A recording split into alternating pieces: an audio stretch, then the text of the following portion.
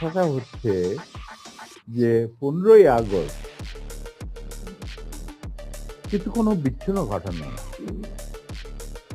এটার সূত্রপাত হয় মুক্তিযুদ্ধ চলাকালীন অবস্থায়।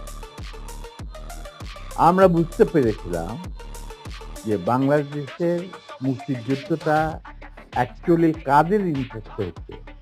এটা কি আমাদের ইন্টারেস্টে হচ্ছে যে আমরা আমাদের দেশ যুদ্ধ করে স্বাধীন করব? নাকি এটার পেছনে অন্য কোনো উদ্দেশ্যে কাজ করছে?